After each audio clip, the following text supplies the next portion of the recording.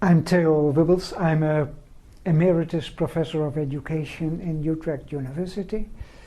I started my career as a physics teacher in secondary education, and most of my professional life at the university I've been studying interpersonal relationships in education. More specifically, how can teachers create a positive learning environment? I'm going to tell you a little bit about what professional teacher behavior is when you want to create a positive learning environment. And I have two main topics. One is how to use the principle of complementarity, and the other one is how to avoid interpersonal pitfalls. Complementarity. We have a model for interpersonal teacher behavior consisting of two dimensions, agency and communion. And the principle of complementarity tells you what behavior most probably follows the behavior of someone else in the communication. And for the two dimensions, there are different ways to describe complementarity. First, on agency, behavior of one person in the communication evokes the opposite behavior of someone else. That means if a teacher is talking, the most likely behavior of the students is that they listen. So high agency of the teacher evokes low agency of the students. On the communion dimension, it's the other way around. When a teacher behaves friendly, the most likely behavior of the students is also friendly behavior. And when a student is acting hostile towards the teacher, then the intuitive, natural response of the teacher will be also to act hostile towards the students. This is a more general principle. Fights are a result of hostile behavior of one person answered by hostile behavior of another person, and that means why, and that's the reason why we have wars in this world. So two different ways of complementarity: on communion, sameness, and on agency, oppositeness. In our theory about interpersonal relationships in the classroom, we use usually 8 words to describe the blends of agency and communion that we have in teacher and in student behavior. So here we have at the 8 points on the circle: directing, helpful, understanding, compliant, uncertain, dissatisfied, confrontational, and imposing behavior, describing for the teacher the blend of agency and communion. A lot of agency and a little bit of communion is directing, low on agency and very low on communion is dissatisfied. And so we have 8 combinations. And for the student we have between brackets similar words describing what a student would be. The circle around the A is to give you an example. A teacher is explaining to the class, as I'm doing at this moment towards an invisible audience.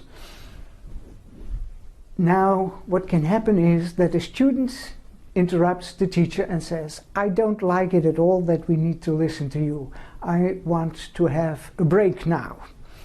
We call that critical behavior of the student. So that's in the D part of the model. What can a teacher do in response to this student behavior?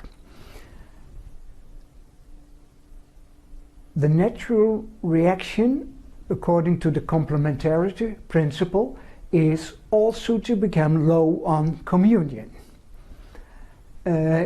So that would mean saying something unfriendly towards the student.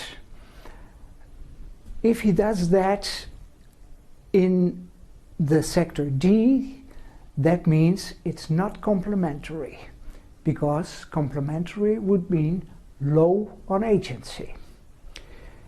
If a teacher wants the students to get away from the D, he wants them to cooperate alone, so that means going to B, then moving from A to D by the teacher is a possibility.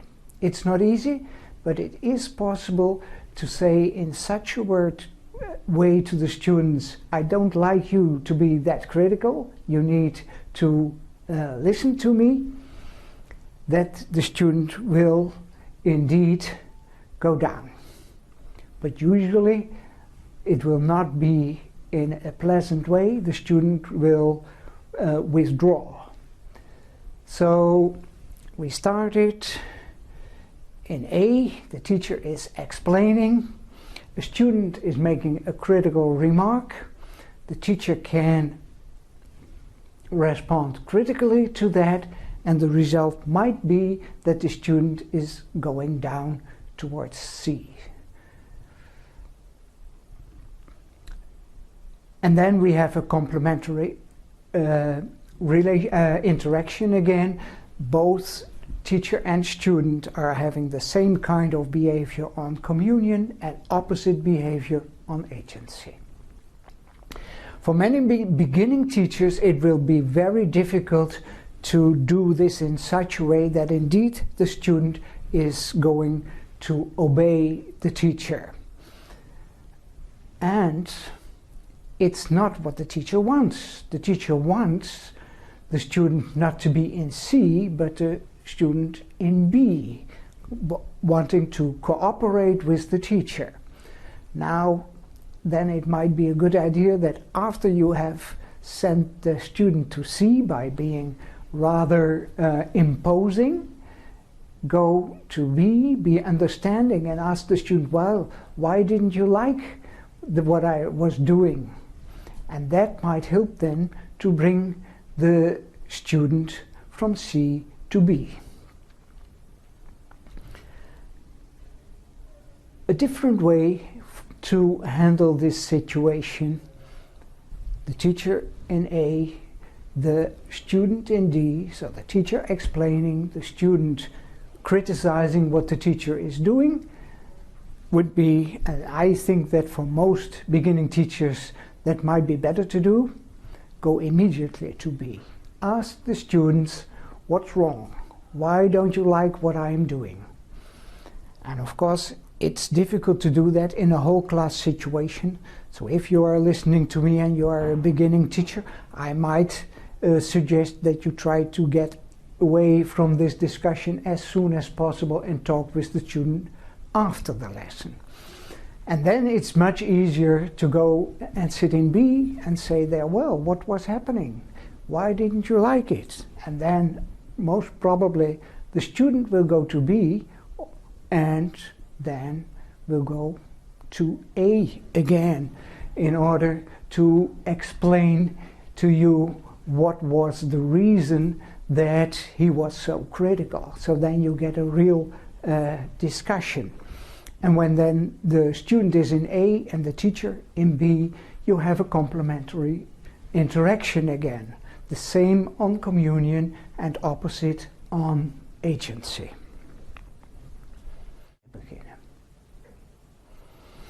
Another way to approach this situation is when you are outside the classroom as a teacher. You are in A, the student is critical towards you. Then as a teacher it would be good to ask the student what's happening, why don't you like what I'm doing, what happened, or something like that. And then the most probable response is that the student is going to explain to you what happened. So that means the student is then high on agency and on communion, and you have a complementary interaction again. So this was all about one example on how a teacher who is teaching students might react to a critical student response.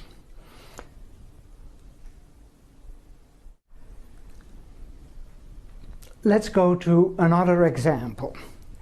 An example that might be more common, in fact.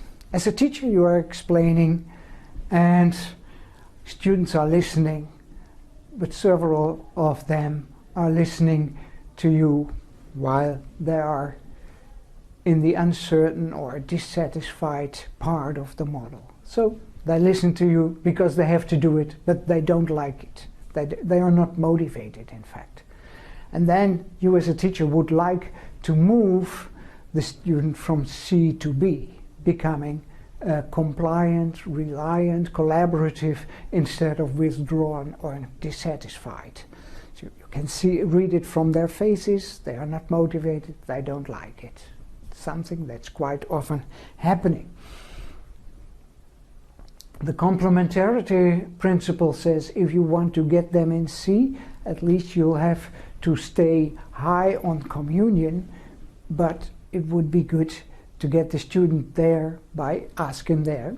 Again, as I said in the previous example, well, why don't you like my lesson? Why don't you want that? And if you ask that, it's very likely that the students are going to explain to you why that is the case. So they move in the end to A in order. And you have a complementary interaction again.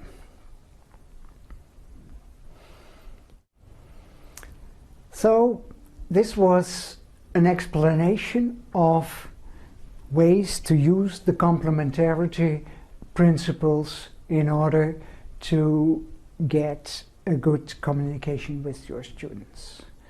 Now I'd like to tell you about 4 interpersonal pitfalls that can happen. And the first one is confusing agency and communion.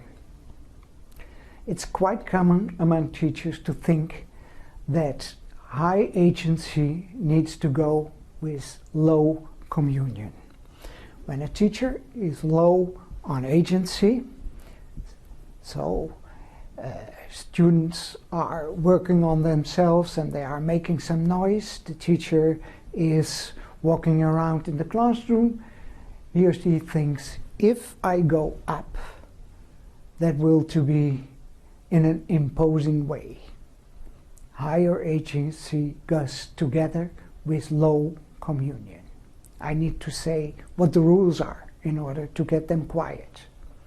That is not necessarily the case.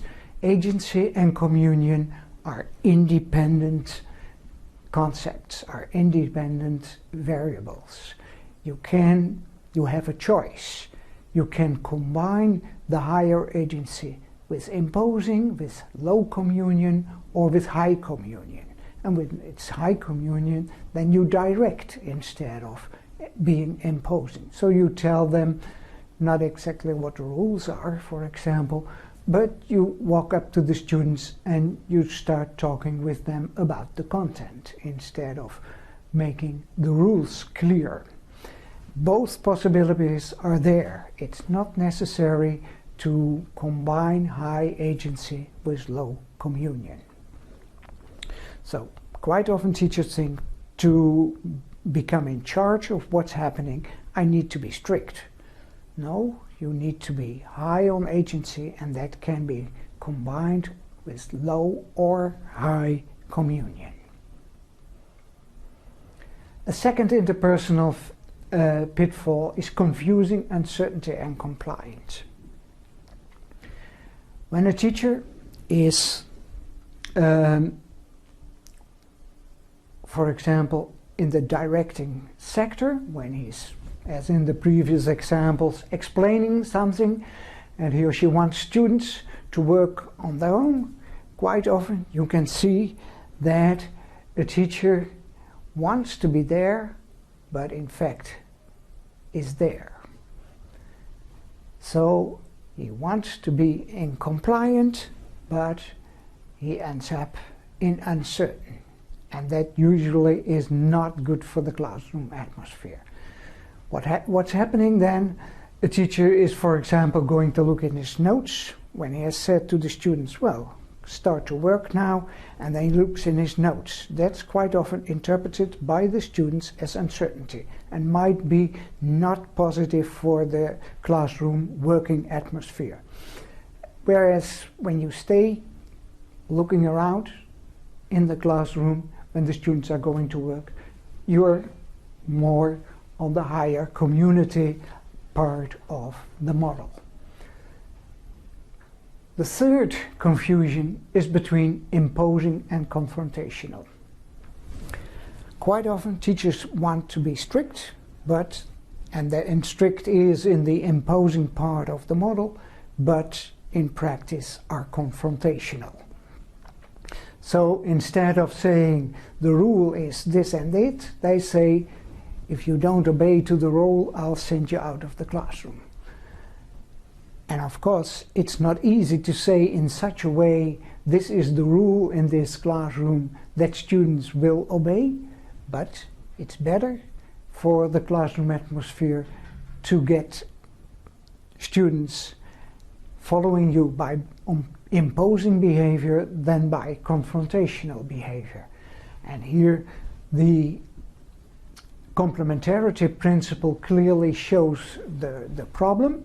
When you are, as a teacher, going to the confrontational sector, the most likely behavior of the student is also highly uncommunal behavior. That means very low on communion, and you might get a fight with the student. Whereas when you are imposing, the complementarity principle will make the student behave in the uncertain sector. The fourth, and then we move to the fourth pitfall. This is something that beginning teachers quite often have problems with. Beginning teachers who try to explain things in the plenary, in whole class teaching, quite often they try to be in the upper part of the model, but the students provoke them in such a way that they become low on agency, and that students in fact are in charge of what's happening in class. And then more experienced colleagues of the teacher might tell the teacher, you should be a little bit more strict, or don't smile until Christmas. That means they have the intention that the teacher is going up, but the words don't smile, or you should be more strict, give the teacher the assignment, in fact, to be low on communion and high on agency. So that means going up from low agency to high agency through the left part of the model. The risk of that is that on the left part of the model you invite students also to be low on communion and so get into a fight with them. So a much better advice is smile until Christmas and try to get up from the low part of the model to the right side of the model. And that means usually that you also need to stop with whole class teaching and make students work in groups so that you can show your friendliness. You use then the complementarity principle by making the classroom situation so that students can see how friendly you as a teacher can be, and that evokes friendliness of the students too and gives you then the possibility to become higher on agency. So the pitfall here is trying to go the wrong side up. Now about professional teacher behavior. I've showed you about using complementarity. I've told you about avoiding complementarity, and I want to add there that the most risky thing of a teacher is when you are attacked by the students. When students are critical, the natural, intuitive reaction is to be critical too. And that might make you pick up a fight with the student. Professional behavior there could be that you act counterintuitively. So on low communion behavior of the student, respond with high communion. That is not according to the complementarity principle, and you could call that professional teacher behavior, acting counterintuitively. I've told you about avoiding interpersonal pitfalls, and now a few words about the ability to show every behavior this situation asks for. It's really professional if you as a teacher can show behavior in all parts of the model. It is not allowed, I would say, for a professional to say, well, I can be friendly and directive, but I can't be confrontational. As a teacher, you must be able to show behavior in every part of the model. And you need to learn if you are not able to do that. And how do you learn that? The 3 P's. Practice, practice, and practice. Try to do a behavior that is not easy for you as often as possible so that it can become a natural behavior. Teacher must be able to say to a student, you're wearing a nice shirt today, without blushing. And if it's not something normal for you to be able to do that, you'll have to do it again and again. And then, after some time, it can become a natural behavior again. This is a very quick and too generalized story about behavior, but I hope it will be useful for you anyway.